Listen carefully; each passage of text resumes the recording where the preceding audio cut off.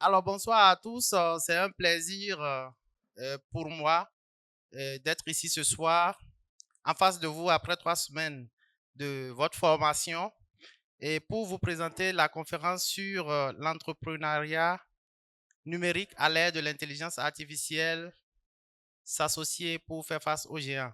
Alors, cette conférence, comme je le disais, se fait dans le cadre de l'EIA, mais elle est propulsée par l'écosystème appelé Systema. Alors, Systema, c'est un écosystème panafricain de jeunes Africains qui portent la vision de bâtir des entreprises résilientes et durables pour le développement de l'Afrique grâce à un modèle d'entrepreneur adapté. Alors, cette vision se base en tout cas sur 4 départements opérationnels, notamment une académie, un studio de recherche et développement, des business centers et un cabinet. Alors, notre première filiale est béninoise comme par hasard et elle prend la forme juridique d'une société à action simplifiée au capital social de 100 millions de francs CFA. Avant de continuer cette conférence, je pense qu'il est important pour nous de clarifier quand même un certain nombre de concepts pour être sûr qu'on parle le même langage et qu'on ne se trompe pas. Et pour ça, je vais un peu demander à quelques personnes d'intervenir pour me dire ce qu'est l'Afrique. L'Afrique est un continent parmi tant d'autres Oui, qui a sa population en majorité qui ont la peau noire ok. et qui fournit par rapport à beaucoup d'autres continents la matière première pour l'industrie des autres pays. Qui veut me définir entreprise? Pour moi, une entreprise, c'est une unité de production de biens et de services. On a parlé de s'associer pour faire face aux géants. Selon vous, qu'est-ce que géant vous inspire? Un géant est généralement une multinationale qui détient le monopole du marché dans un secteur donné. C'est quoi la différence entre numérique et IA? Parce que pour nous, les profiles, c'est la même chose. Pour vous, c'est la même chose aussi? Comme c'est l'école d'IA, si quelqu'un rate, c'est -1. Non?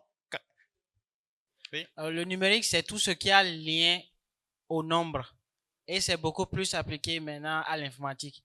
Mais l'intelligence artificielle, c'est le domaine dans lequel on apprend aux ordinateurs à accomplir les tâches à partir des données qui sont de type numérique, généralement.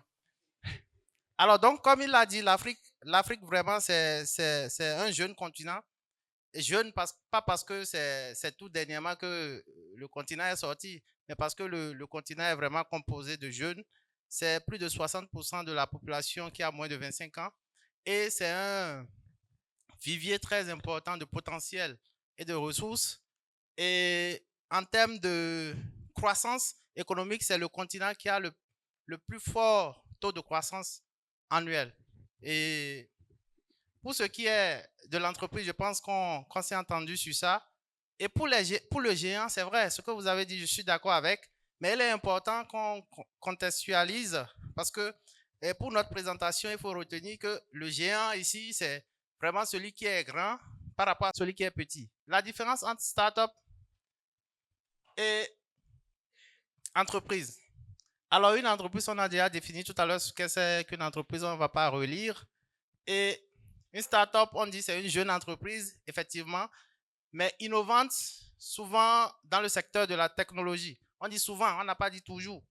Donc, qui cherche à résoudre un nouveau problème avec une solution scalable, une solution qu'on peut multiplier très rapidement.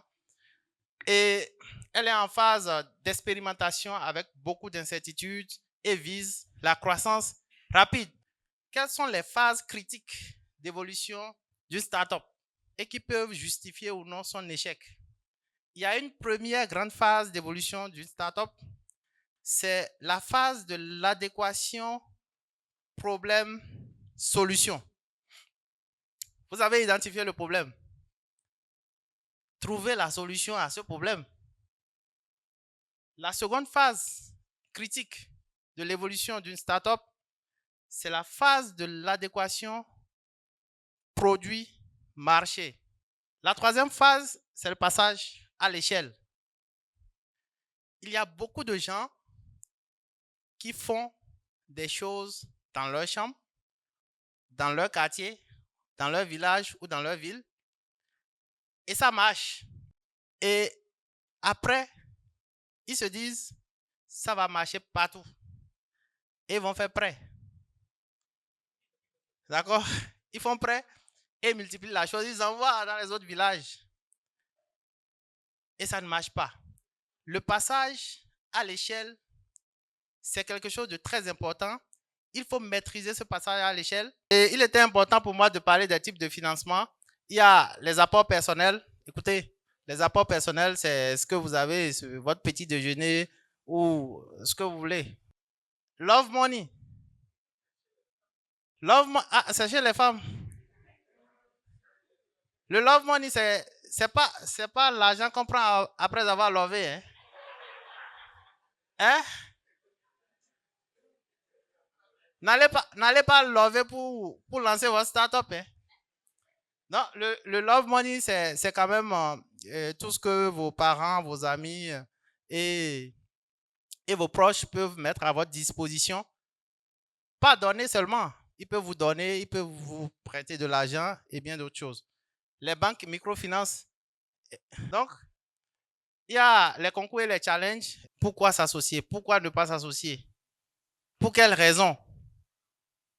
Et il est important de savoir quand même que l'association est utile et permet un certain nombre de choses. Et notamment la complémentarité des compétences. La réflexion stratégique collective. Meilleure chance de financement. Écoutez, lorsque vous voyez les investisseurs, vous leur parlez de votre idée, ce qu'ils cherchent à savoir, c'est est-ce que vous êtes constitué en équipe. C'est très important parce que, et si vous ne pouvez même pas vous constituer en équipe, comment vous pensez gérer son argent? La réflexion stratégique collective. La résilience face aux échecs. Systema, c'est vraiment un écosystème africain, panafricain, qui veut réconcilier les jeunes Africains avec leur continent. Et cette réconciliation passe par une vision qui consistera à bâtir des entreprises résilientes et durables pour le développement de l'économie africaine grâce à un modèle d'entrepreneur adapté. J'ai l'habitude de dire qu'une entreprise n'a pas d'émotion. Une entreprise, c'est 3 choses. C'est une vision, c'est des procédures et c'est le contrôle. Lorsque l'une de ces 3 choses n'est pas respectée, la probabilité de foncer sur un mur avec votre entreprise est forte. En conclusion, je dirais, ne pas entreprendre, c'est laisser les autres décider pour vous. Mais entreprendre seul, c'est vraiment s'exposer inutilement à l'échec. L'Afrique a besoin d'entrepreneurs visionnaires, mais surtout unis, formés, structurés. Vous avez dit qu'au Bénin, nous avons des géants dans le domaine du numérique. Bon, moi, je n'en connais pas sans mentir. Dans le domaine des applications, par exemple, vous prenez GoZim souvent, non? Au Bénin, c'est un géant. Il y a les Kikapay, c'est un géant dans son secteur au Bénin. Il y a une partie où vous avez dit attention aux patients. Je suis confuse parce que d'habitude, il y a beaucoup de gens qui ont percé en commençant juste suivant leur passion, en fait. Et après, ils sont dans le secteur et puis ils ont percé. Vous avez dit, j'ai dit de faire attention aux égarements dus à la passion.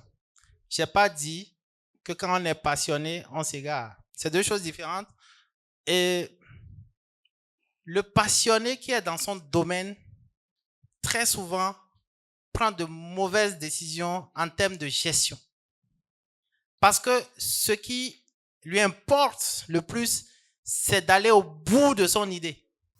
J'aimerais demander comment vous avez géré la trahison que vous avez subie de la part de vos associés pour faire à nouveau confiance aux associés.